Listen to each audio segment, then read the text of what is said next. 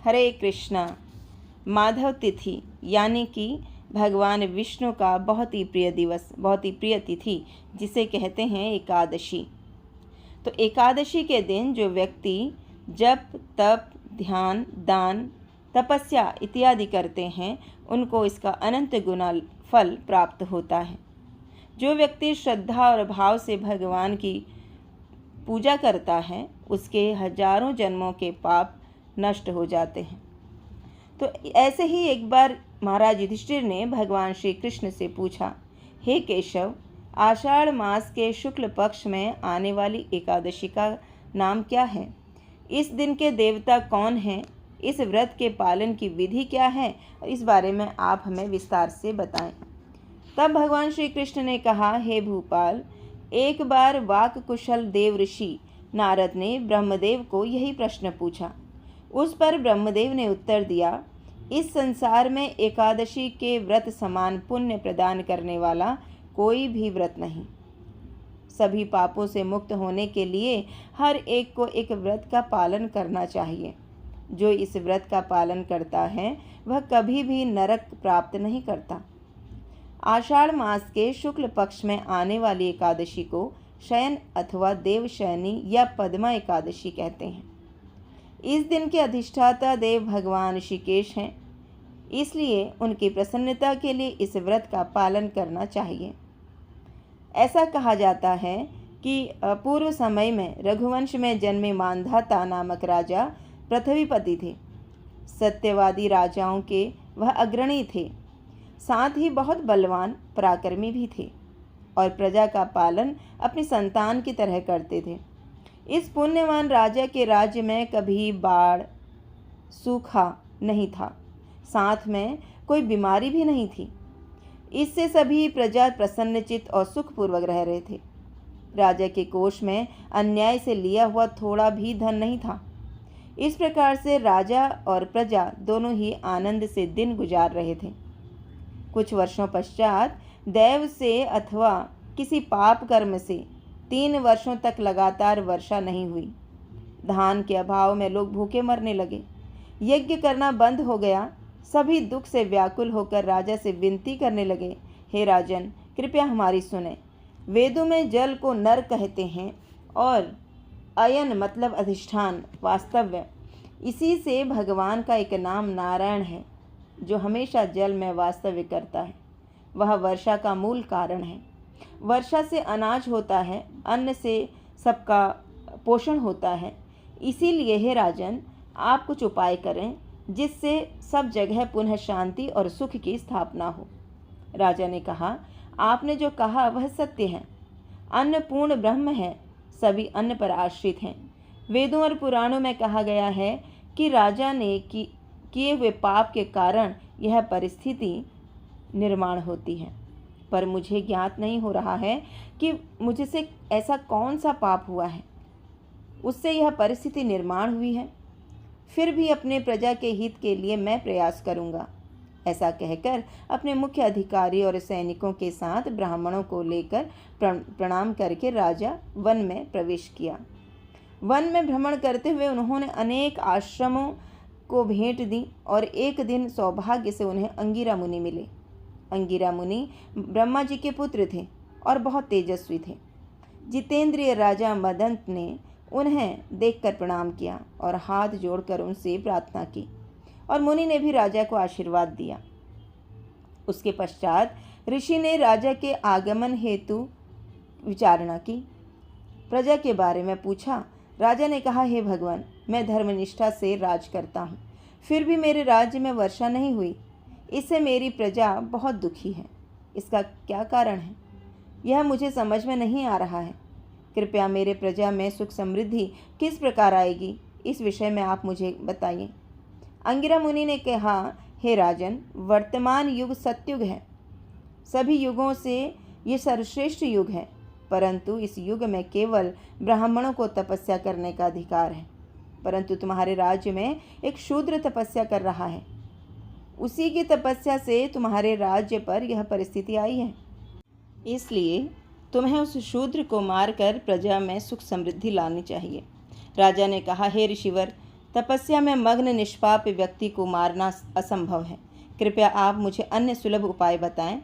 अंगिरा मुनि ने उत्तर दिया, इस परिस्थिति में पवित्र पद्मा या देवशयनी अर्थात शयन एकादशी का पालन आपको तथा आपकी प्रजा को करना चाहिए। इसके पालन से राज्य में वर्षा होगी। यह एकादशी आषाढ़ मास के शुक्ल पक्ष में आती है। इस व्रत के पालन से व्यक्ति सभी पापों से मुक्त होता है और उसके अंतिम ध्येय प्राप्ति के मार्ग की रुकावटें दूर हो जाती हैं। हे राजन, तुम्हें अपने परिवार और प्रजा के साथ इस व्रत का पालन करना चाहिए। अंगिरा मुनि के वचन सुनकर राजा अपने राज्य लौट आए। तभी सबने मिलकर आषाढ़ मास की एकादशी के व्रत का पालन किया। इस व्रत के प्रभाव से राज्य में सब जगह वर्षा हुई। राज्य में सुख समृद्धि से सारी प्रजा प्रसन्न हो गई। इस व्रत के पालन में भगवान ऋषिकेश बहुत प्रसन्न होते हैं और व्रत करने वाले के कथन अथवा श्रवण करने से सभी पाप नष्ट हो जाते हैं। इस एकादशी को विष्णु शयनी एकादशी भी कहते हैं। भगवान विष्णु की प्रसन्नता के लिए वैष्णव इस व्रत का पालन करते हैं, अन्य भौतिक भोगों के लिए नहीं, अपितु उनके शुद्ध भक्ति की प्राप्ति के लिए वैष्णव प्रार्थना करते हैं। इस एकादशी से ही चातुर्मास व्रत प्रारंभ होता है। इसी दिन से भगवान शयन करते हैं। इस काल से उनके उठने तक 4 महीने उनके गुणों का श्रवण कीर्तन करके वैष्णव इस व्रत का पालन करते हैं। युधिष्ठिर महाराज ने फौरन श्री कृष्ण को पूछा, भगवान, किस प्रकार इस विष्णु शयन व्रत का अर्थात चातुर्मास का पालन करना चाहिए? कृपया इस बारे में आप कहिए। भगवान श्री कृष्ण ने कहा, हे राजन, जब सूर्य कर्क राशि में प्रवेश करता है उस समय अखिल ब्रह्मांड के पालक भगवान मधुसूदन शयन करते हैं। जिस समय सूर्य तुला राशि में प्रवेश करता है उस समय भगवान निद्रा से जाग जाते हैं। शयन एकादशी से चातुर्मास प्रारंभ होता है। ये युधिष्ठिर महाराज प्रातः उठकर स्नान के पश्चात भगवान विष्णु को पीतांबर पहनाना चाहिए।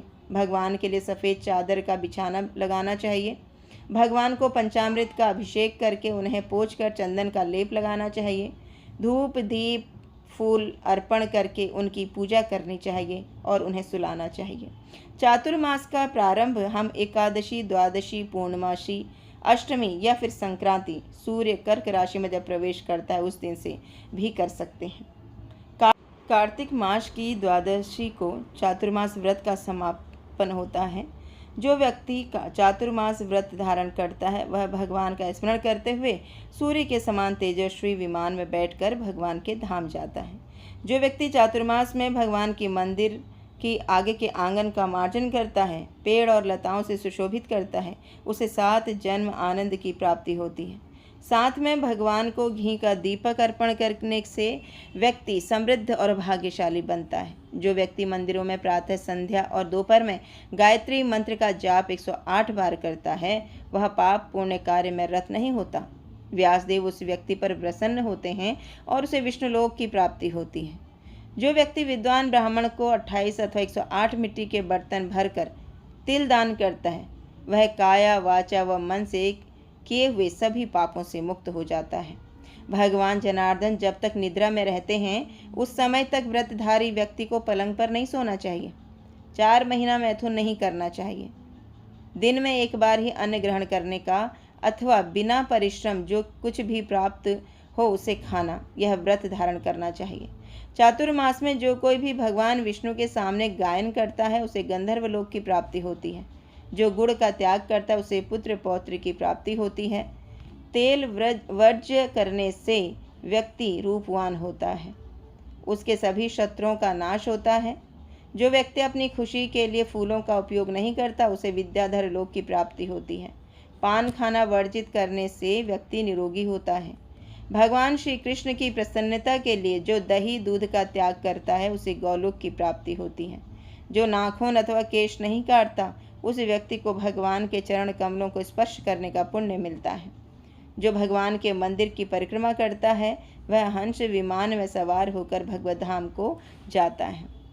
तो इतने सारे जब अनुष्ठान किए जाते हैं तब भगवान प्रसन्न होते हैं।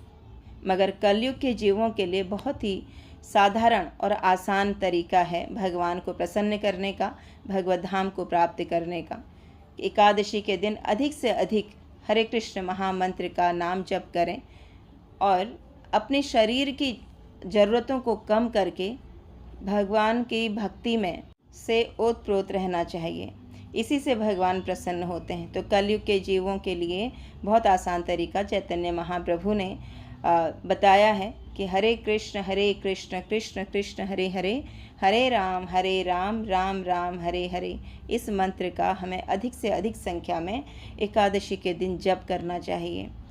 तो आइए हम सब मिलकर इस एकादशी यही प्रण लेते हैं कि हम अधिक से अधिक हरे कृष्ण महामंत्र का जप करें ताकि हम अपने समस्त पापों से मुक्त हो सकें।